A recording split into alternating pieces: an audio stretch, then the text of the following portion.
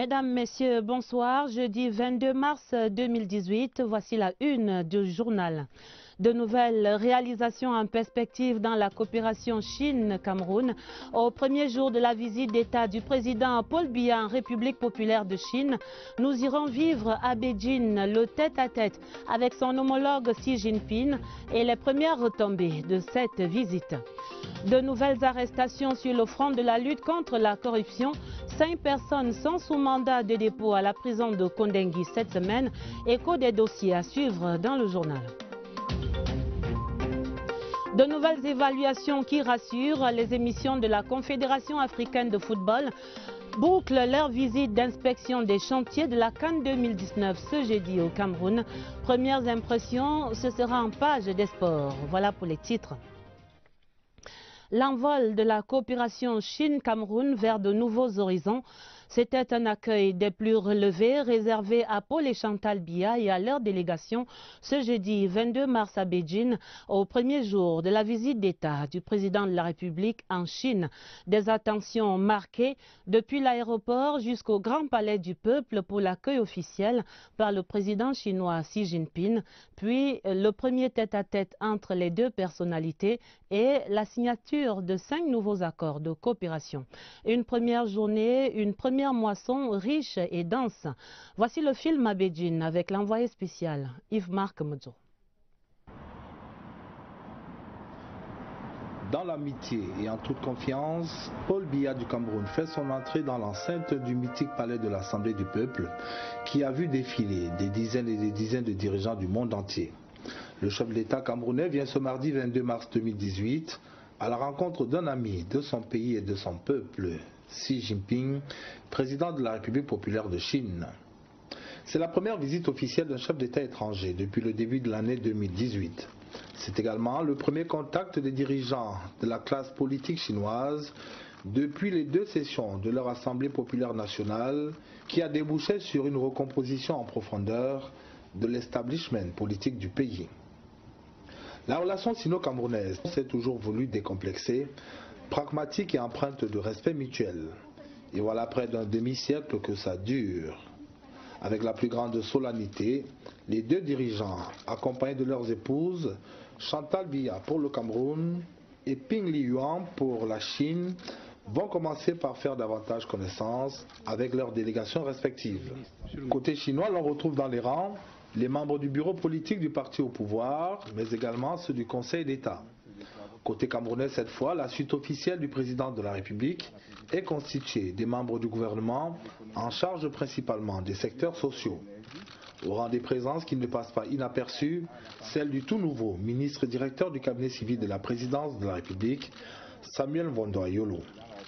Sous le regard attentif de la presse internationale fortement mobilisée pour la circonstance, les 2 chefs d'État sacrifient au rituel d'exécution des hymnes nationaux de leurs 2 pays.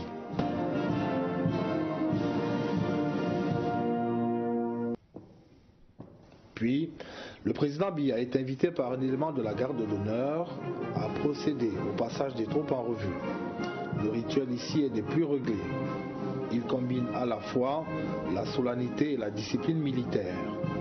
Dans l'une des extrémités de la prestigieuse enceinte, un groupe de pupilles agit déjà de leurs mains innocentes, bouquets de fleurs et drapeaux des 2 pays, impatientes qu'elles sont d'apporter leur touche particulière à un cérémonial déjà très relevé.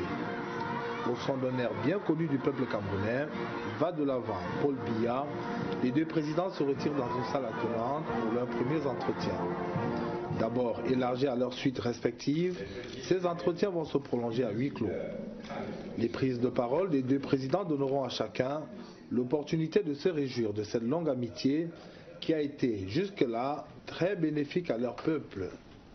Le 3e tableau de cette première journée de la visite d'État de Paul et Chantal Biya en Chine est celui de la première moisson. Sous le regard bienveillant des 2 présidents, le ministre camerounais de l'économie, de la planification et de l'aménagement du territoire Alamine Ousmane Meh et divers représentants de la partie chinoise procèdent à la signature de nouveaux accords de coopération entre les 2 pays.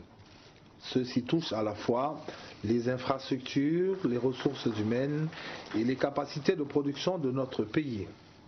Fort de ces nouveaux acquis, les deux chefs d'État peuvent alors prendre la direction de la salle des banquets où un dîner d'État est offert à l'honneur du couple présidentiel camerounais. Et d'un bout à l'autre de ce séjour de Paul et Chantal Biya au palais de l'Assemblée du peuple chinois, toujours les mêmes égards, toujours les mêmes attentions. De leur côté, les deux premières dames de Chine et du Cameroun ont noué contact, échangeant autour de leur passion commune, l'humanitaire. Comme Madame Chantal Biya, la première dame de Chine, Pen Liyuan, porte de nombreuses œuvres caritatives en tant qu'ambassadeur de bonne volonté. Des convivialités avant la découverte du Grand Palais du Peuple par la première dame camerounaise. L'autre envoyé spécial, Joseph Clément Ongba. Capitale de la Chine, avec sa mythique place Tiananmen, Beijing a su allier tradition et modernisme dans son architecture. L'arrivée ici de la première dame camerounaise, Madame Chantal Biya, aux côtés de son époux, en visite d'État, et ce pour la 4e fois, marque également la profondeur du partenariat avec ce pays, allié de la Fondation Chantal Biya, dans le combat de la première dame contre les souffrances. Lors de la cérémonie solennelle d'accueil, qui commence à 17 h, Madame Chantal Biya suit les équitations avec brio et fidélité de l'hymne national du Cameroun. Puis elle apprécie cette parade des jeunes Chinois. En marche du tête-à-tête, Paul Biya, Xi Jinping, Madame Chantal Biya échange avec la première dame de Chine, Pen Liyuan. Cette dernière est ambassadrice de l'OMS pour la tuberculose et le sida, fonction qui traduit sa fibre humanitaire. De la convergence de vues avec Madame Chantal Biya, Pen Liyuan félicite la première dame camerounaise pour son engagement dans la lutte contre le sida, avec la création en 2002 des synergies africaines contre le sida et les souffrances. Son combat contre le sida est également un cheval de bataille de la Fondation Chantal Biya, dont le secrétaire général Habissou Bidoum assiste la première dame camerounaise au cours de l'audience. À ses côtés, Daka Mpana, épouse de l'ambassadeur du Cameroun en Chine. La première dame de Chine ne cache pas son admiration pour l'œuvre humanitaire de Madame Chantal Biya, dont elle entend s'inspirer. Après ces échanges entre les deux First Ladies, Madame Chantal Biya fait le tour du mythique Palais du Peuple de Beijing. Elle est accompagnée de l'épouse de l'ambassadeur de la République populaire de Chine à Yaoundé. La construction de ce joyau architectural, avec son célèbre auditorium de 10 000 places assises, traduit la volonté de grandeur de la Chine. Défi architectural relevé en moins de 10 mois de travaux seulement. Madame Chantal Biya découvre également une fresque géante représentant le leader historique de Chine, Mao Tse-tung, marchant avec son peuple. Sur l'itinéraire de Madame Chantal Biya également, plusieurs objets d'art, fruits de l'imagination créatrice des Chinois. La Chine qui sera encore, pendant plusieurs années, un partenaire de choix de Madame Chantal Biya dans son immense œuvre humanitaire. Beijing, Joseph Temaumba, CIAP TV. Et la conviction s'impose au fil des ans entre la Chine et le Cameroun. C'est une véritable histoire d'amour marquée par la parfaite intégration socio-culturelle des Chinois qui vivent ici au Cameroun et des Camerounais face aux délices de la culture chinoise. Entre des plats chinois, les soins de beauté et autres produits chinois dans les commerces, la symbiose s'est opérée depuis longtemps déjà. Voici quelques illustrations à Yaoundé dans ce reportage de Daniel Menanga. Monsieur Fan ne veut rien louper de la visite du président Paul Biya en Chine, sa terre natale. Cela fait plus de 20 ans que sa madame Fan et lui sont venus à la conquête des palais au Cameroun. En restaurant, ça commence en 1999. Quand on parle de la cuisine chinoise, on parle toujours nem, du riz canton, du chou, teppanyaki. L'aventure camerounaise dure depuis 10 ans chez Sheng Xiaoling, la fée de l'esthétique made in China, en plein cœur de Yaoundé. On fait le soin esthétique, on fait un peu tout, onglerie, oui, sauna, hammam, tout ça on fait. C'est les nerfs qu'on touche, oui, on travaille sur les nerfs, oui, pour relaxer, pour la douleur, oui, les Camerounais aiment beaucoup. Au quartier Chinga s'est installé l'un des pionniers de l'aluminium au Cameroun. Taiseux ici, on préfère laisser parler les chefs-d'œuvre de la menuiserie moderne. Direction quartier Fouda, le garage chinois ne passe pas inaperçu. Fait de tout, il y a la tôlerie peinture, la mécanique, l'électricité. 100% intégrés, 25 Camerounais sont employés ici.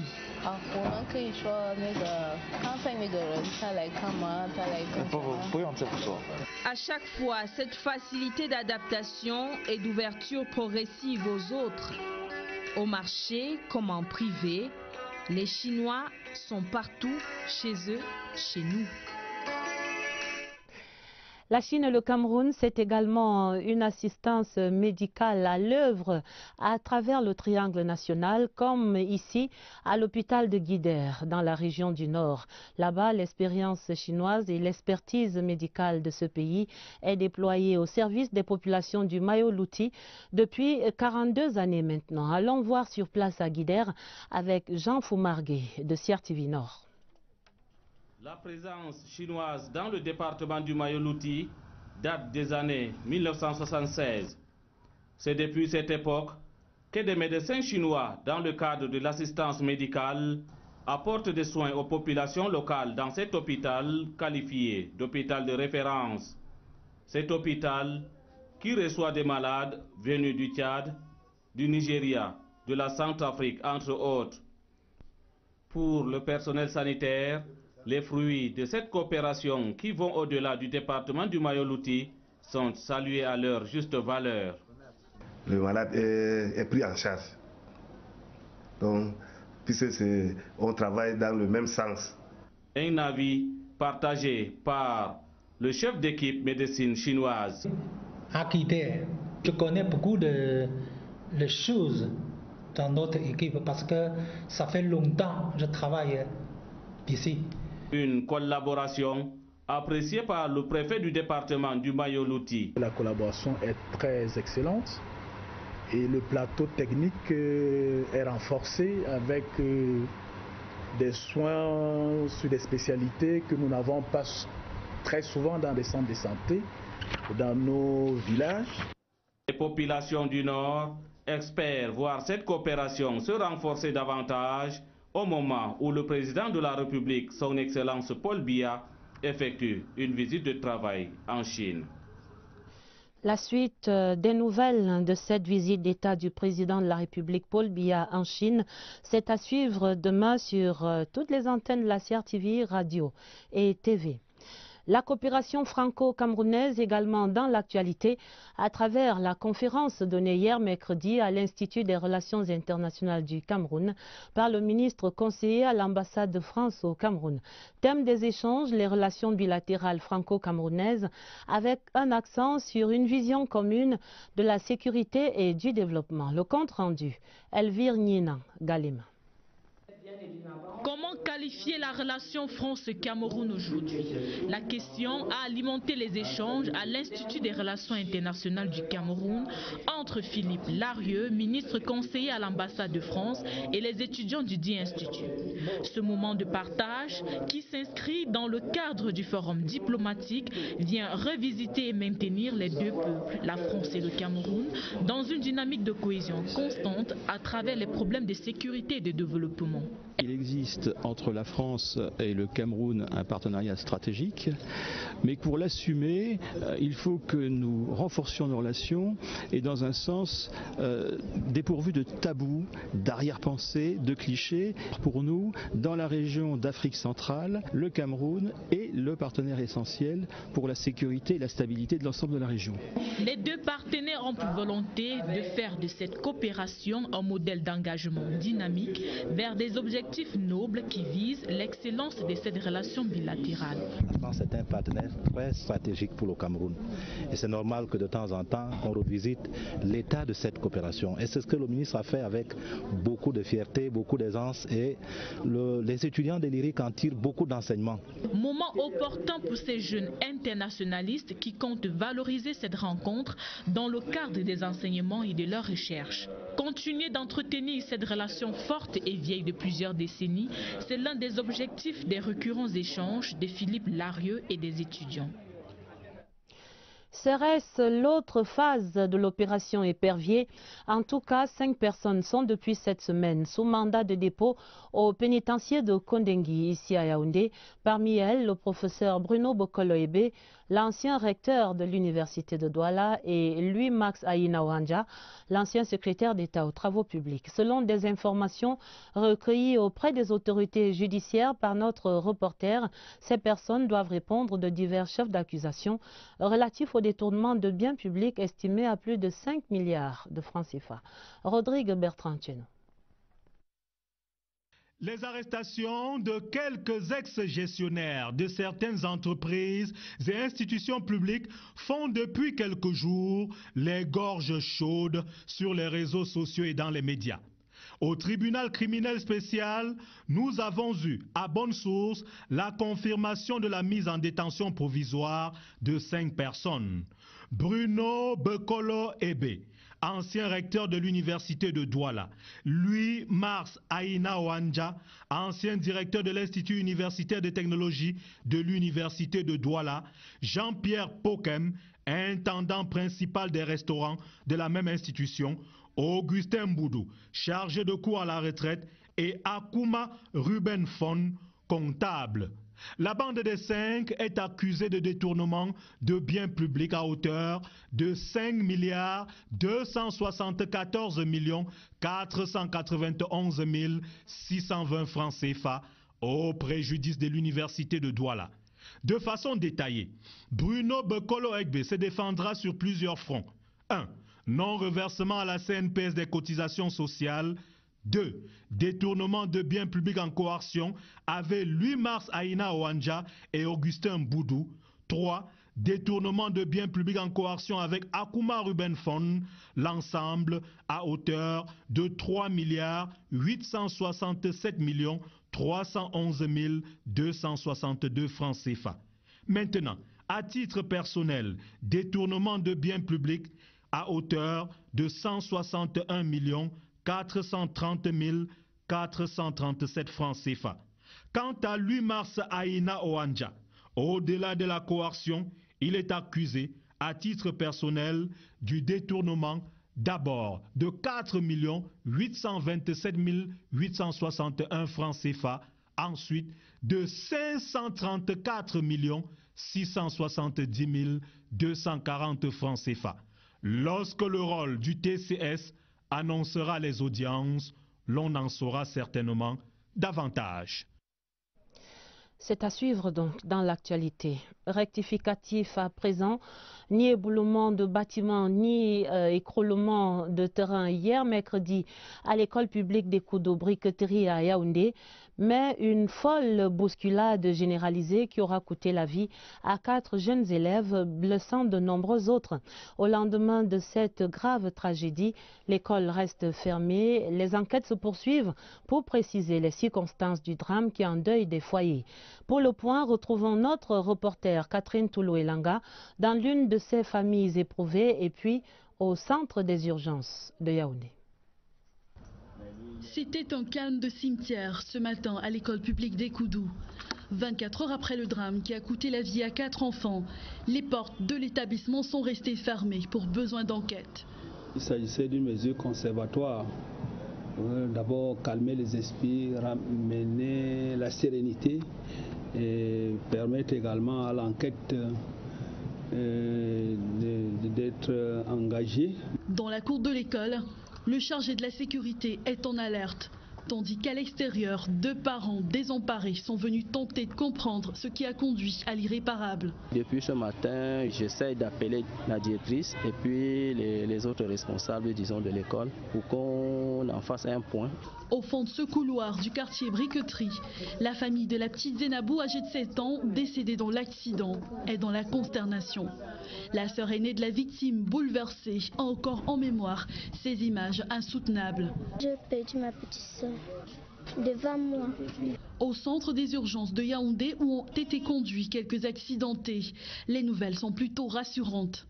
Nous avons reçu 2 enfants accidentés de Koudou, Ali Bouka, 8 ans, et Ismaël qui a 7 ans. Le cas d'Ismaël était un peu inquiétant parce qu'il a fait un traumatisme crânien assez sévère. Il est sous surveillance. Je crois que si tout se passe bien, d'ici demain, il pourra être libéré. Parmi les 4 élèves décédés, 3 d'entre eux ont déjà été inhumés après l'autopsie. L'empathie renouvelée. Journée mondiale de l'eau ce 22 mars, dans un contexte de raréfaction accrue du précieux liquide à travers le monde. Au Cameroun, l'accès à l'eau potable reste un défi quotidien pour des centaines de foyers. À Yaoundé, par exemple, l'option va de plus en plus au forage individuel. Les constats dans la capitale. Adèle Sylviane Kalga de CRTV News. Le même exercice est répété à longueur de journée par les populations venues des quartiers différents. La quête de l'eau potable demeure un souci majeur pour les habitants de Yaoundé, mais encore plus sévère pour ceux vivant au quartier Tinga. L'eau de Tinga est très sale, c'est même pas buvable. L'eau sort d'abord très marron avant d'être utilisée, donc c'est pénible. Pour s'en sortir, on fait comme tous les Camerounais, on puise l'eau, on dépose d'abord. Quand les dépôts sont en bas, on utilise l'eau. La qualité de l'eau des robinets est de plus en plus décriée. Dur calvaire donc pour ces populations qui doivent aussi faire face aux problèmes de pénurie. Les coupures partent peut-être aujourd'hui, mercredi, ça revient peut-être vendredi. Et quand ça revient, ce n'est pas très propre. Nous avons les débits qui sont vraiment instables. Aujourd'hui, la facture vient 30 000, demain 25 000. Ici, pour survivre, les forages et les puits restent la meilleure alternative d'approvisionnement en eau potable. Ceci promet d'être un document de référence. Le premier rapport sur l'état de la petite et moyenne entreprise au Cameroun est en cours d'élaboration. Les experts et les partenaires financiers et techniques à pied d'œuvre à Yaoundé entendent ainsi donner aux décideurs une vision annuelle de la PME camerounaise. D'autres précisions avec Marie-Laurence Sunke. Selon des statistiques, 95% de l'économie du Cameroun est basée sur la PME, un secteur qui requiert de plus en plus l'attention des politiques au Cameroun. Il est donc question de tout mettre en œuvre pour qu'il puisse véritablement décoller. L'une des solutions, établir une espèce de boussole qui servira de guide au gouvernement. C'est un véritable observatoire qui est utile à plusieurs niveaux. D'abord au niveau des chefs d'entreprise, au niveau des collectivités territoriales, ça va leur permettre d'orienter toutes les actions qu'il faut mettre en œuvre pour accompagner le développement du tissu des entreprises au niveau territorial. Les travaux de validation du rapport sur la situation des PME au Cameroun pour l'année 2017 est un pas pour évaluer l'initiative publique-privée. Ils permettront de voir s'il faut avancer ou pas, ce qu'il faut réajuster et si les initiatives prises sont respectées. Beaucoup d'initiatives gouvernementales et privées ont été prises, mais il faut que le grand public soit convaincu que ces initiatives portent. Et si elles ne portent pas totalement, que faire? Est-ce qu'on doit continuer à faire les mêmes politiques ou on doit les varier? La validation du rapport qu'a effectué l'Agence de promotion des petites et moyennes entreprises avec les partenaires au développement devrait permettre de savoir vers quelle direction on devrait orienter la politique future du Cameroun en matière des PME. Les 4 nouveaux commandants de bataillon de la brigade du quartier général sont installés. Le commandant de cette brigade, le général Nkavaler, qui présidait la cérémonie hier mercredi ici à Yaoundé, leur recommande de faire du quartier général le bouclier de la capitale. Pierre Evembe. Sous la pluie, sous le soleil, contre vents et marées, rien ne doit ébranler l'engouement des nouveaux promus au poste de commandant de bataillon la brigade du quartier général de Yaoundé. Ils sont 4 et comme les 4 fantastiques, ils devront faire du quartier général le bouclier de la capitale camerounaise. Un bastion imprenable et inattaquable. Le général de brigade Nkavaler a été très clair entre les rafales qui ont martelé la cérémonie d'installation. Aucune excuse et aucun argument ne pourront justifier un quelconque manquement. La mission principale de la brigade du quartier général, c'est la défense et la protection de la capitale Yaoundé. Donc j'ai donc prescrit aux officiers qui viennent d'être nommés par le chef de l'État, chef des armées, de s'assurer que cette mission est exécutée à la lettre. Et je leur ai dit, prescrit la discipline, parce qu'il faut la discipline des personnels. Il faut travailler en étroite collaboration et en synergie avec les autres forces, notamment la garde présidentielle, la police et la gendarmerie. Les différents chefs de bataillon, Bateke Babateke Jean-Pierre, Bengono Magloire, Elone Emane Théodore et Bembe Mesanga Hervé, ils vont désormais veiller sur les zones sensibles, les édifices publics, les personnes et les biens pour que la ville aux 7 collines continue de respirer et de souffler le vent de paix et de sécurité sur l'étendue du territoire national. Les régions dans le journal, nous sommes jeudi, d'abord le sud, pour entendre le son de cloche des chefs traditionnels, tous mobilisés contre l'insécurité et le désordre. Une récente réunion de leur association régionale a donné l'occasion à ces gardiens de la tradition d'appeler leurs fils à la plus grande vigilance face aux forces du désordre et de la division. L'appel des chefs du sud, relayé par Berthe Mbala. Les gardiens de la tradition dans le sud se font aussi sentinelles pour prévenir l'insécurité. Au cours de ce conseil régional et face aux actes de barbarie enregistrés au Cameroun, ils puisent dans leur sagesse et se prononcent. Nous devons rester en éveil, nous devons veiller à ce que ceux-là qui veulent déstabiliser le Cameroun ne pénètrent pas le sud. D'autres questions liées au développement socio-économique de la région sont passées au peigne fin par la même occasion. Les différents projets engagés par l'État camerounais dans certaines localités de notre région créent beaucoup de petits différends, surtout des problèmes d'indemnisation. Nous devons veiller et rassurer nos populations que l'État est là pour nous. Ces préoccupations, c'est l'intime conviction de ces autorités traditionnelles, ne peuvent trouver solution que dans un climat de paix. D'où cet appel pour la culture du vivre ensemble. Nous veillons à ce que tout Camerounais puisse se sentir Camerounais partout. Ils doivent se sentir à Eboloba, à Samalima, à Kribi et à Mbam comme chez eux. Les résolutions de cette rencontre sont remises aux bonnes mains des autorités administratives et à celles des élites de cette région qui doivent tous contribuer à leur effectivité. Direction à présent la région de l'Ouest pour une enquête sur un phénomène de plus en plus préoccupant dans la ville de Bafoussam. Il s'agit de l'enlèvement d'enfants, des enlèvements qui se succèdent de plus en plus depuis le début du mois de février. On dénombre à présent plus de 3 cas. L'implication des autorités locales et des forces de maintien de l'ordre permet heureusement généralement la libération des otages. Mais question ce soir, comment donc expliquer la récurrence d'un phénomène social aussi complexe à Bafoussam? Voici des éléments de réponse dans cette enquête de Laurent Chisogbe. Le dernier cas d'enlèvement en date à Bafoussam remonte au 8 février 2018. Cette fois-là, c'est les 2 fillettes de la famille Kangdem au quartier Tungan 4 qui étaient tombées entre les mains de ravisseurs. Ça nous rend mal à l'aise, puisque vraiment quand tu sors de la maison le matin, tu te sépares de tes enfants. Si vraiment le soir, tu te rends compte que ton enfant n'est plus vraiment, tu ne serais pas à l'aise. Même si c'est vous-même, vous restez à la maison comme ça, là, imprévu. On vient étant masqué pour prendre vos enfants, pour partir, vraiment ce n'est pas bien. Qui sont-ils et comment trouver une raison à ce phénomène? Difficile de répondre pour l'instant, mais l'autorité administrative, à chaque visite de réconfort rendue aux familles au lendemain des libérations des otages, appelle toujours les populations à plus de vigilance. Plus jamais ça à l'ouest. Il faut que les populations, les uns et les autres, travaillent pour que des pareils actes ne se répètent plus. On va aller au fond de cette affaire. On ne peut pas laisser. À la direction régionale de la police judiciaire de l'Ouest, un responsable rencontré relate qu'une enquête est en cours pour retrouver la piste des ravisseurs. Dans le même temps, la ville reste quadrillée par les éléments de force de maintien de l'ordre et de sécurité. Du moins pour plusieurs, ce kidnapping à répétition peut être freiné par la prise de conscience des parents. Je sais que le gouvernement fait quelque chose.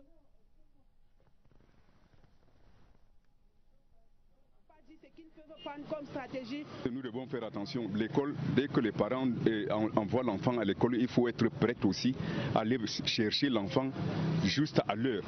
Bafoussam compte à ce jour plus de 3 cas d'enlèvement d'enfants à l'espace de 3 mois. À en croire les uns et les autres, une collaboration certaine entre population et forces de sécurité serait une solution idoine. Et une plus grande vigilance donc. Le dossier du jeudi Mais sur votre table, un menu tout spécial ce soir, les mets traditionnels de la région du centre, très prisés par certains faits gourmets qui finissent toujours par dénicher ces petits coins cachés pour savourer leurs délices. Le circuit de ces mets aux saveurs particulières qui émoustillent les connaisseurs, ces circuits sont dévoilés dans l'enquête que signe Awa Issa de CRTV Centre. Yaoundé, à proximité du lieu du dispensaire Vogada, le carrefour cobaye, dans cette modeste bâtisse bien tenue, les amateurs viennent déguster le cobaye. Les gens viennent à partir de 13h, parce qu'il y a les gens qui viennent tard, 18h, rester là même jusqu'à 20h. Normalement, le restaurant ferme à 20h. Les clients sont à l'aise, les plaintes sont moins. Une trentaine de kilomètres plus loin, nous sommes à Obala, dans une espèce de hangar. Des fins gourmets partent de Yaoundé pour venir réjouir leur papilles gustatives avec un domba d'escargot. C'est depuis 9 ans que je fais les escargots. Donc on casse, étant vivant. Parce que quand on pose au feu, ce n'est plus bon, donc ce n'est plus sucré. Le mieux c'est de casser étant vivant. Après avoir cassé, on nettoie. On lave avec du citron. On rince, après on prépare. À Kondongo, au Bobogo, Vokatangnambala, les amateurs flattent leur palais avec les chenilles, les hannetons, les sciures. Comme un héritage, le secret de la recette se transmet de mère en fille, mais le secret de la cuisson reste bien gardé. Un mets préféré des clients, parce que même si on prépare les autres nourritures, le cobaye ne peut pas manquer. Pour la cuisson, moi je ne peux pas déterminer puisque c'est un secret professionnel. Pour les amateurs, c'est le plaisir qui importe plus. On vous dit bon appétit si vous êtes à table, et puis ces mets et spécialités culinaires rares font aussi les bonnes affaires pour les restaurateurs. Allons donc voir en amont les réseaux d'approvisionnement de ces bonnes adresses avec Achille Zam de CRTV Centre. L'activité de vente des mets rares, escargots, chenilles, hannetons, cobayes entre autres est florissante. Je trouve même beaucoup de comptes sur ça parce que j'ai déjà acheté mon terrain là-bas et construit même. Je travaille ici, ça fait pratiquement 22 ans. Je peux dire que le restaurant m'a fait beaucoup de choses. Ces enfants-là sont déjà grands. Et mon dernier actuellement fait 6e. Ça fait déjà 8 ans que je suis dans la vente d'escargots. Je pars en bourse, pas acheter là-bas, je viens revendre. Des espaces d'élevage et d'engraissage sont aménagés dans les domiciles et les marchés. Les affaires sont bonnes pour les éleveurs. Depuis le mouvement de Bamena et de Boya, c'était les 2 grands bassins de production de cobayes au Cameroun. Dans les cobayes sont devenus très chers. C'est une activité que j'exhorte toute la jeunesse du centre-sud à s'y lancer parce que le cobaye paye plus que l'élevage des chèvres. Les mets rares font le plaisir du palais des fins gourmets, mais ils garnissent aussi le porte-monnaie des destinataires du frémissement des papilles gustatives. C'est à base de ça qu'on vit. Les enfants, la scolarité et tout comme ça. Les cobayes, les plats vont de 3 000 à 3 500, ça dépend des grosseurs. Chacun y trouve son compte, sauf hélas les escargots, les chenilles, les hannetons, les cobayes, condamnés à procurer la gaieté au palais des fins gourmets.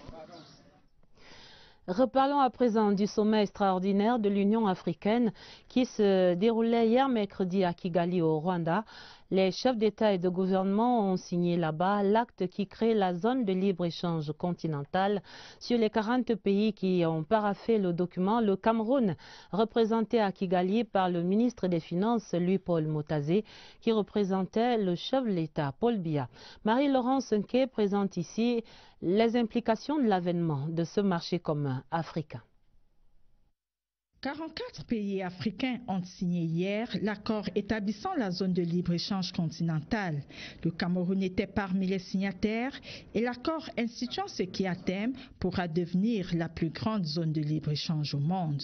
La ZLECAf vise donc à créer un marché commun sans barrières tarifaires ou autres pour les biens et les services. Mais seulement, il faut que les pays africains aient des marchandises et des services à échanger entre eux. L'Union africaine espère augmenter ainsi de 60% le commerce intra-africain. Et aujourd'hui, seulement 16% des échanges commerciaux des pays africains s'effectuent avec d'autres pays du continent. Cela suppose que l'Afrique va cesser d'être le réservoir de matières premières et consommatrice des produits finis fabriqués ailleurs. Elle devrait développer son industrie, être capable de produire son alimentation, réaliser les infrastructures routières, énergétiques, aéroportuaires, pour ne citer que cela. L'idée étant d'arriver à une ouverture effective d'ici à janvier 2019, un objectif ambitieux et immense. Il faudrait seulement convaincre les réticents comme le Nigeria de rejoindre leur pays frère. Notre compatriote Joseph Hyacinthe Owonokono, désormais aux commandes effectives de l'Assemblée parlementaire des pays ACP, et dès son mandat inauguré hier mercredi, le Camerounais co-présidait les travaux de l'Assemblée parlementaire paritaire ACP Union européenne aux côtés de son homologue Louis Michel. En rappel, cette 49e session de l'Assemblée parlementaire des ACP, qui est en cours à Bruxelles en Belgique, travaille à un nouveau cadre de coopération après 2020. Ce sera le terme des accords de Cotonou. L'envoyé spécial à Bruxelles, Séverin Alégambélé, pour les dernières nouvelles.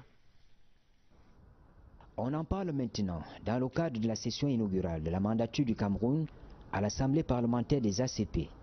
On en reparlera davantage dès le mois d'août prochain lorsque les négociations entre l'Union européenne et le groupe des pays d'Afrique, des Caraïbes et du Pacifique vont véritablement commencer. Nous avons quand même la chance de discuter directement avec notre premier partenaire économique. Donc pour moi, renouveler l'accord, il faut le renouveler, mais l'adapter aux réalités actuelles. Je dis les ACP ont changé, l'Europe aussi a changé, il y a d'autres problématiques qui sont arrivées, le climat. Côté européen, les schémas possibles sont connus. Un des éléments importants, c'est qu'on ira sans doute vers une pilarisation, vers une spécialisation plus grande à l'intérieur de l'accord. Vous savez qu'il y a aussi un débat. Certains pensent que ce serait peut-être bien de faire non plus un accord ACP-Union européenne, mais de faire peut-être un accord Afrique-Union européenne. Le Cameroun, au cours de son mandat de 2 ans, va vivre en tant qu'acteur premier les négociations sur l'accord post-Cotonou. En même temps, il doit travailler pour la suivi de l'Assemblée parlementaire et le secrétariat général ACP à travers la recherche des financements appropriés. La réflexion a conduit le secrétariat à proposer la mise sur pied d'un fonds fiduciaire qui permettra, n'est-ce pas, à temps de pouvoir financer les activités du groupe ACP. Certains pays comme la Papouasie-Nouvelle-Guinée, la Guinée équatoriale ont déjà commencé à contribuer à ce fonds fiduciaire. Dans sa posture actuelle, le Cameroun dispose d'un moyen efficace pour poser sa marque sur la scène internationale.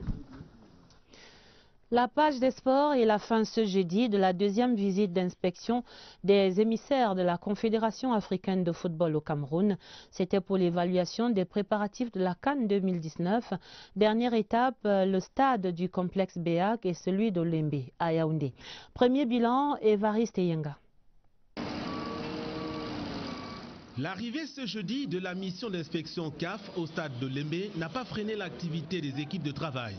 Les milliers d'ouvriers s'activent sur chacun des sites spécifiques. Ici, les fondations de l'hôtel 5 étoiles et le centre commercial. En contrebas, les 2 stades annexes A et B destinés aux entraînements des équipes. Les engins y effectuent encore des remblais. Le stade principal, lui, affiche déjà 3 de ses 4 tribunes. La tribune nord, la tribune ouest et celle du point est. Les éléments préfabriqués sont hissés par des grues et fixés par les ingénieurs. Le visage des voies d'accès se dessine peu à peu au gré des coups de pelle des engins et du martèlement des ouvriers. Seul le stade militaire, 3e stade d'entraînement du site de Lembe, est déjà fin prêt en attente de la compétition. Mfandena est l'un des sites de la CAN 2019 à Yaoundé. Le stade omnisport Amadou Aïdjo, doyen des aires de jeu de la capitale, a refait peau neuve depuis belle lurette et n'attend plus que le coup d'envoi de la CAN 2019. Au stade annexe numéro 1, dédié à l'entraînement, l'on a parachevé les réajustements prescrits par la première mission d'inspection CAF. Les vestiaires et l'infirmerie sont déjà fonctionnels. La vidéosurveillance aussi. L'aire de jeu est entretenue aux normes requises. Mais il y a un problème sur le site de Mfandena. Il y faut encore 2 stades d'entraînement aux normes du stade annexe numéro 1. Sur proposition du comité local d'organisation, une solution a été validée par les inspecteurs de la CAF. Le stade du complexe Beyak et celui appelé annexe numéro 1 à Fandena ont été retenus. Les deux aires de jeu rentrent en chantier sous peu. Des nouvelles qui mettent un terme à cette édition du 20h30. L'essentiel à retenir, ce sont ces nouvelles réalisations en perspective dans la coopération entre la Chine et le Cameroun. Au premier jour de la visite d'État du président Paul Biya en Chine, le premier tête-à-tête a eu lieu avec son homologue Xi Jinping et on a vu les premières retombées, 5 contrats signés. De nouvelles arrestations sur le front de la lutte contre la corruption. 5 personnes sont sous mandat de dépôt à la prison de Kondengui cette semaine. Principal chef d'accusation, 5 milliards de francs CFA de détournement. De nouvelles évaluations qui rassurent les émissaires de la Confédération africaine de football bouclent leur visite d'inspection des chantiers de la CAN 2019 ce jeudi. Visite bouclée et premières impressions rassurantes donc. C'était dans ce 20h30 préparé avec la collaboration de Irène Njanafuda. Vous aurez d'autres informations en compagnie de Nicole Doudou et de Baldwin Sama. Ce sera à minuit. Mais immédiatement après ce journal, retrouvez Joe Tchebankan Kalabopse dans le débat sénatorial. Et pour les éditions du week-end du 20h30, vous serez en compagnie de Karine Olive Yabit. Je vous dis d'avance un excellent week-end et à lundi 20h30.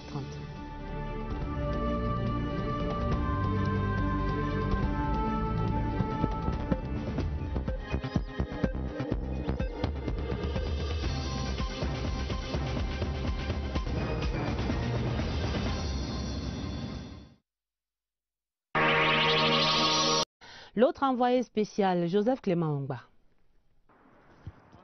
Capitale de la Chine, avec sa mythique place Tiananmen, Beijing a su allier tradition et modernisme dans son architecture. L'arrivée ici de la première dame camerounaise, Madame Chantal Biya, aux côtés de son époux, en visite d'État, et ce pour la 4e fois, marque également la profondeur du partenariat avec ce pays, allié de la Fondation Chantal Biya, dans le combat de la première dame contre les souffrances. Lors de la cérémonie solennelle d'accueil, qui commence à 17h, Madame Chantal Biya suit les équitations avec brio et fidélité de l'hymne national du Cameroun. Puis elle apprécie cette parade des jeunes Chinois. En marche du tête-à-tête, Paul Biya, Xi Jinping, Madame Chantal Biya échange avec la première dame de Chine, Pen Ling-yuan. Cette dernière est ambassadrice de l'OMS pour la tuberculose et le sida, fonction qui traduit sa fibre humanitaire. De la convergence de vues avec Madame Chantal Biya, Peng Liyuan félicite la première dame camerounaise pour son engagement dans la lutte contre le sida avec la création en 2002 des synergies africaines contre le sida et les souffrances. Son combat contre le sida est également un cheval de bataille de la Fondation Chantal Biya, dont le secrétaire général Habissou Bidoum assiste la première dame camerounaise au cours de l'audience. À ses côtés, Daka Mpana, épouse de l'ambassadeur du Cameroun en Chine. La première dame de Chine ne cache pas son admiration pour l'œuvre humanitaire de Madame Chantal Biya, dont elle entend s'inspirer. Après ces échanges entre les deux First Ladies, Madame Chantal Biya fait le tour du mythique Palais du Peuple de Beijing. Elle est accompagnée de l'épouse de l'ambassadeur de la République populaire de Chine à Yaoundé. La construction de ce joyau architectural, avec son célèbre auditorium de 10 000 places assises, traduit la volonté de grandeur de la Chine. Défi architectural relevé en moins de 10 mois de travaux seulement. Madame Chantal Biya découvre également une fresque géante représentant le leader historique de Chine, Mao Tse-tung, marchant avec son peuple. Sur l'itinéraire de Madame Chantal Biya également, plusieurs objets d'art, fruits de l'imagination créatrice des Chinois. La Chine qui sera encore, pendant plusieurs années, un partenaire de choix de Madame Chantal Biya dans son immense œuvre humanitaire. Beijing, Joseph Temaumba, CIAP TV. Et la conviction s'impose au fil des ans entre la Chine et le Cameroun. C'est une véritable histoire d'amour marquée par la parfaite intégration socio-culturelle des Chinois qui vivent ici au Cameroun et des Camerounais face aux délices de la culture chinoise.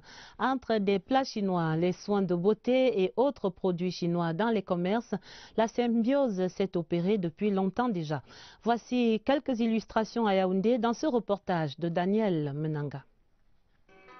Monsieur Fan ne veut rien louper de la visite du président Paul Biya en Chine, sa terre natale. Cela fait plus de 20 ans que sa madame Fan et lui sont venus à la conquête des palais au Cameroun. Un restaurant Ça commence en 1999. Quand on parle de la cuisine chinoise, on parle toujours nem, du riz canton, du chou, teppanyaki. L'aventure camerounaise dure depuis 10 ans chez Sheng Xiaoling, la fée de l'esthétique made in China, en plein cœur de Yaoundé.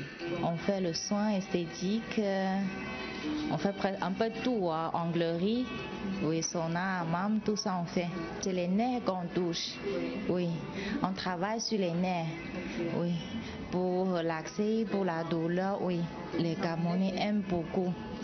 Au quartier Chinga s'est installé l'un des pionniers de l'aluminium au Cameroun.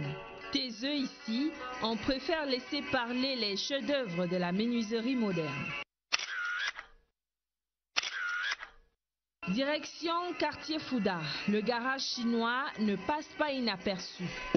Fait de tout, il y a la tôlerie peinture, la mécanique, l'électricité. 100% intégrés, 25 Camerounais sont employés ici.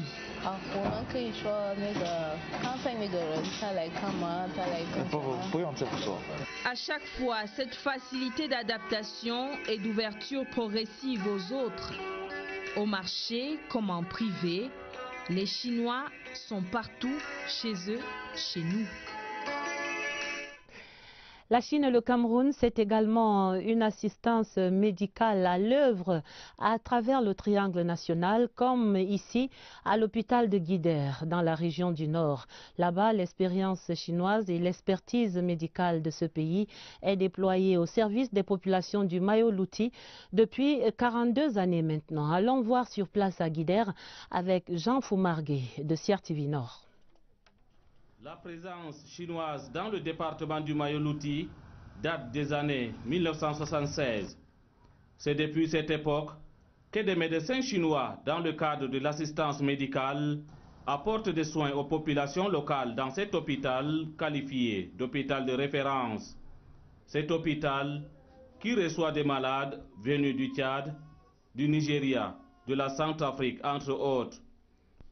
Pour le personnel sanitaire, les fruits de cette coopération qui vont au-delà du département du Mayo-Louti sont avec les partenaires au développement devrait permettre de savoir vers quelle direction on devrait orienter la politique future du Cameroun en matière des PME. Les 4 nouveaux commandants de bataillon de la brigade du quartier général sont installés. Le commandant de cette brigade, le général Nkavaler, qui présidait la cérémonie hier mercredi ici à Yaoundé, leur recommande de faire du quartier général le bouclier de la capitale. Pierre Evembe. Sous la pluie, sous le soleil, contre vents et marées, rien ne doit ébranler l'engouement des nouveaux promus au poste de commandant de bataillon la brigade du quartier général de Yaoundé. Ils sont 4 et comme les 4 fantastiques, ils devront faire du quartier général le bouclier de la capitale camerounaise. Un bastion imprenable et inattaquable.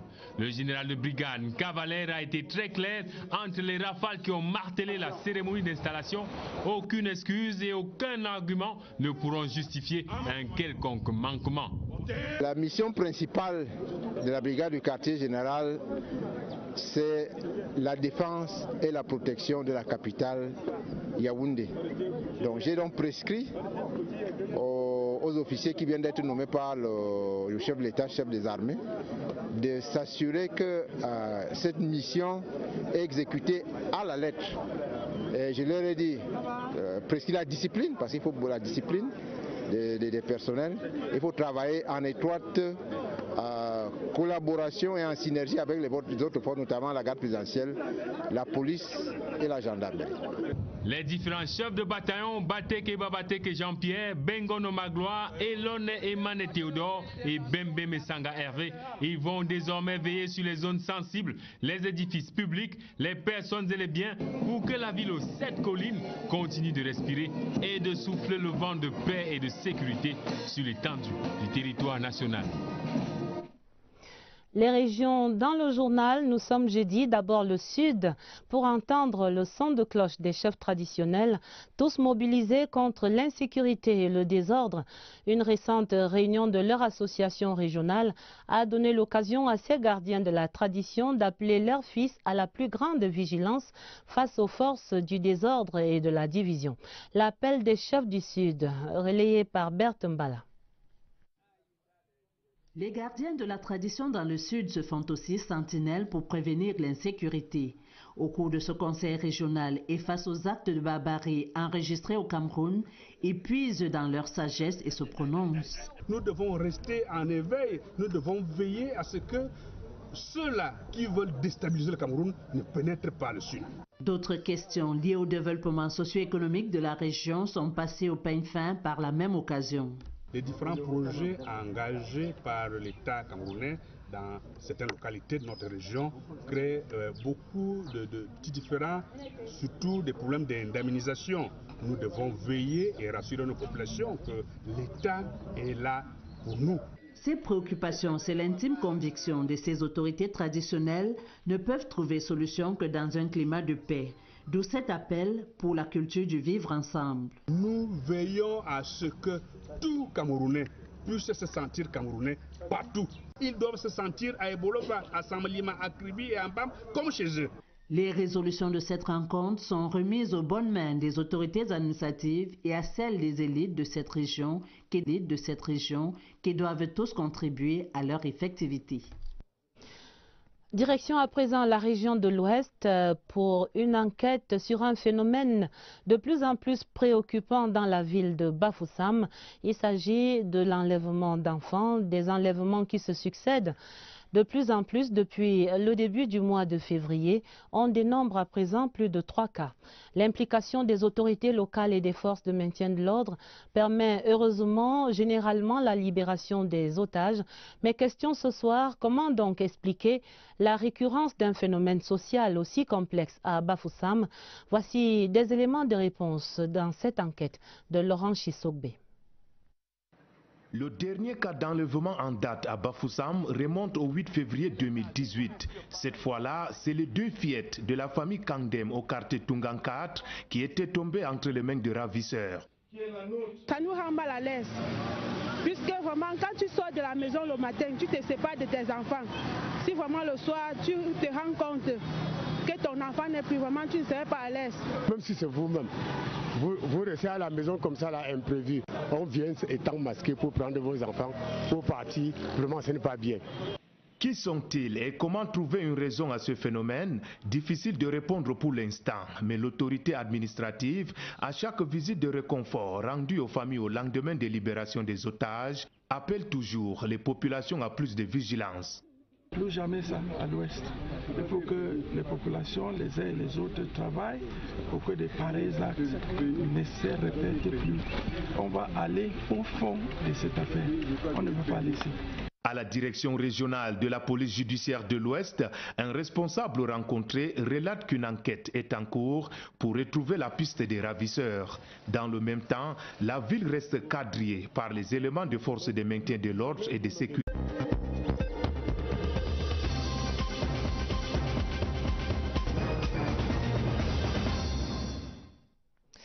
Mesdames, Messieurs, bonsoir. Jeudi 22 mars 2018, voici la une du journal. De nouvelles réalisations en perspective dans la coopération Chine-Cameroun. Au premier jour de la visite d'État du président Paul Biya en République populaire de Chine, nous irons vivre à Beijing le tête-à-tête avec son homologue Xi Jinping et les premières retombées de cette visite. De nouvelles arrestations sur le front de la lutte contre la corruption. 5 personnes sont sous mandat de dépôt à la prison de Kondengui cette semaine. Écho des dossiers à suivre dans le journal. De nouvelles évaluations qui rassurent. Les émissions de la Confédération africaine de football bouclent leur visite d'inspection des chantiers de la CAN 2019 ce jeudi au Cameroun. Premières impressions, ce sera en page des sports. Voilà pour les titres. L'envol de la coopération Chine-Cameroun vers de nouveaux horizons. C'était un accueil des plus relevés réservé à Paul et Chantal Biya et à leur délégation ce jeudi 22 mars à Beijing, au premier jour de la visite d'État du président de la République en Chine. Des attentions marquées depuis l'aéroport jusqu'au Grand Palais du Peuple pour l'accueil officiel par le président chinois Xi Jinping, puis le premier tête-à-tête entre les deux personnalités et la signature de 5 nouveaux accords de coopération. Une première journée, une première moisson riche et dense. Voici le film à Beijing avec l'envoyé spécial Yves-Marc Modzo. Dans l'amitié et en toute confiance, Paul Biya du Cameroun fait son entrée dans l'enceinte du mythique palais de l'Assemblée du Peuple qui a vu défiler des dizaines et des dizaines de dirigeants du monde entier. Le chef d'État camerounais vient ce mardi 22 mars 2018 à la rencontre d'un ami de son pays et de son peuple, Xi Jinping, président de la République populaire de Chine. C'est la première visite officielle d'un chef d'État étranger depuis le début de l'année 2018.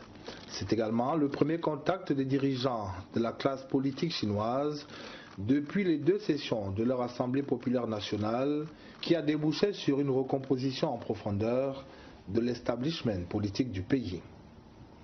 La relation sino-camerounaise s'est toujours voulue décomplexée, pragmatique et empreinte de respect mutuel. Et voilà près d'un demi-siècle que ça dure. Avec la plus grande solennité, les 2 dirigeants, accompagnés de leurs épouses, Chantal Biya pour le Cameroun et Ping Liyuan pour la Chine, vont commencer par faire davantage connaissance avec leurs délégations respectives. Côté chinois, l'on retrouve dans les rangs les membres du bureau politique du parti au pouvoir, mais également ceux du Conseil d'État. Côté camerounais, cette fois, la suite officielle du président de la République est constituée des membres du gouvernement en charge principalement des secteurs sociaux. Au rang des présences qui ne passent pas inaperçues, celle du tout nouveau ministre directeur du cabinet civil de la présidence de la République, Samuel Mvondo-Ayolo. Sous le regard attentif de la presse internationale fortement mobilisée pour la circonstance, les 2 chefs d'État sacrifient au rituel d'exécution des hymnes nationaux de leurs 2 pays.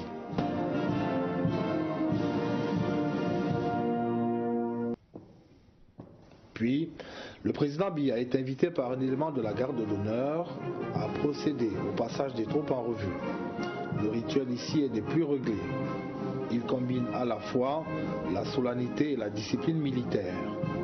Dans l'une des extrémités de la prestigieuse enceinte, un groupe de pupilles agit déjà de leurs mains innocentes, bouquets de fleurs et drapeaux des 2 pays, impatientes qu'elles sont d'apporter leur touche particulière à un cérémonial déjà très relevé. Au son d'un air bien connu du peuple camerounais, va de l'avant Paul Biya, les 2 présidents se retirent dans une salle attenante pour leurs premiers entretiens. D'abord élargis à leurs suites respectives, ces entretiens vont se prolonger à huis clos. Les prises de parole des 2 présidents donneront à chacun l'opportunité de se réjouir de cette longue amitié qui a été jusque-là très bénéfique à leur peuple. Le 3e tableau de cette première journée de la visite d'État de Paul et Chantal Biya en Chine est celui de la première moisson. Sous le regard bienveillant des 2 présidents, le ministre camerounais de l'économie, de la planification et de l'aménagement du territoire Alamine Ousmane Meh et divers représentants de la partie chinoise procèdent à la signature de nouveaux accords de coopération entre les 2 pays. Ceux-ci touchent à la fois les infrastructures, les ressources humaines et les capacités de production de notre pays. Fort de ces nouveaux acquis, les 2 chefs d'État peuvent alors prendre la direction de la salle des banquets où un dîner d'État est offert à l'honneur du couple présidentiel camerounais. Et d'un bout à l'autre de ce séjour de Paul et Chantal Biya au palais de l'Assemblée du peuple chinois, toujours les mêmes égards, toujours les mêmes attentions. De leur côté, les 2 premières dames de Chine et du Cameroun ont noué contact, échangeant autour de leur passion commune, l'humanitaire. Comme Madame Chantal Biya, la première dame de Chine, Peng Liyuan, porte de nombreuses œuvres caritatives en tant qu'ambassadeur de bonne volonté. Des convivialités avant la découverte du Grand Palais du Peuple par la première dame camerounaise. Lui à leur juste valeur. Le malade est pris en charge.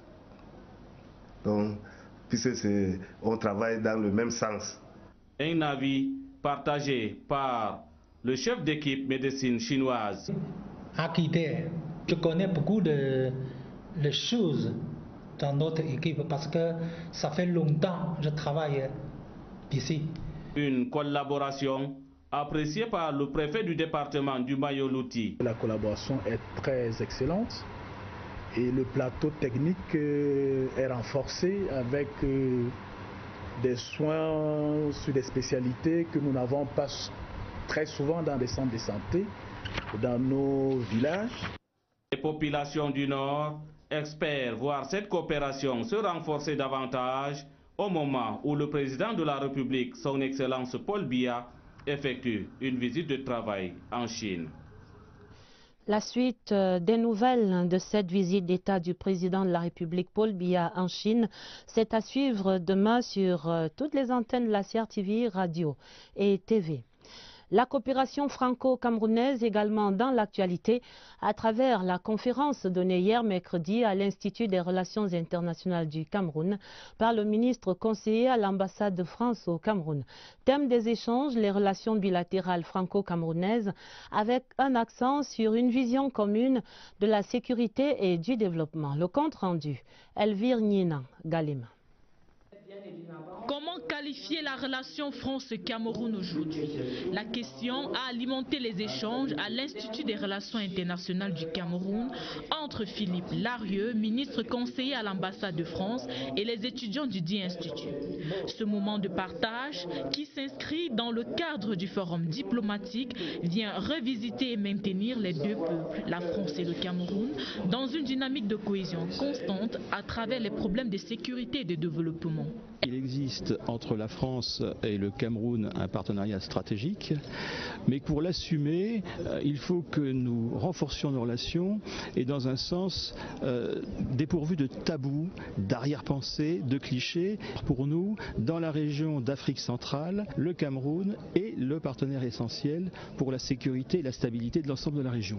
Les deux partenaires ont pour volonté de faire de cette coopération un modèle d'engagement dynamique vers des objectifs nobles qui visent l'excellence de cette relation bilatérale. La France est un partenaire très stratégique pour le Cameroun et c'est normal que de temps en temps on revisite l'état de cette coopération et c'est ce que le ministre a fait avec beaucoup de fierté, beaucoup d'aisance et les étudiants de l'IRIC en tirent beaucoup d'enseignements. Moment opportun pour ces jeunes internationalistes qui comptent valoriser cette rencontre dans le cadre des enseignements et de leurs recherches. Continuer d'entretenir cette relation forte et vieille de plusieurs décennies, c'est l'un des objectifs des récurrents échanges de Philippe Larieux et des étudiants. Serait-ce l'autre phase de l'opération Épervier? En tout cas, 5 personnes sont depuis cette semaine sous mandat de dépôt au pénitencier de Kondengui, ici à Yaoundé.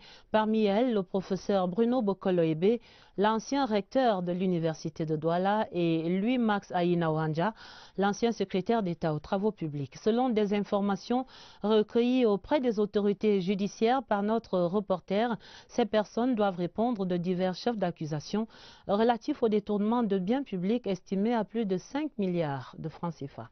Rodrigue Bertrand-Tcheno. Les arrestations de quelques ex-gestionnaires de certaines entreprises et institutions publiques font depuis quelques jours les gorges chaudes sur les réseaux sociaux et dans les médias. Au tribunal criminel spécial, nous avons eu, à bonne source, la confirmation de la mise en détention provisoire de 5 personnes. Bruno Bokolo-Ebe, ancien recteur de l'université de Douala, Louis-Max Aïna-Ouanja, ancien directeur de l'Institut universitaire de technologie de l'université de Douala, Jean-Pierre Pokem, intendant principal des restaurants de la même institution, Augustin Boudou, chargé de cours à la retraite, et Akuma Ruben Fon, comptable. La bande des 5 est accusée de détournement de biens publics à hauteur de 5 274 491 620 francs CFA au préjudice de l'université de Douala. De façon détaillée, Bruno Bokolo-Ebe se défendra sur plusieurs fronts. 1. Non-reversement à la CNPS des cotisations sociales. 2. Détournement de biens publics en coercion avec Louis-Max Aïna-Ouanja et Augustin Boudou. 3. détournement de biens publics en coercion avec Akuma Ruben Fond, l'ensemble à hauteur de 3 867 311 262 francs CFA.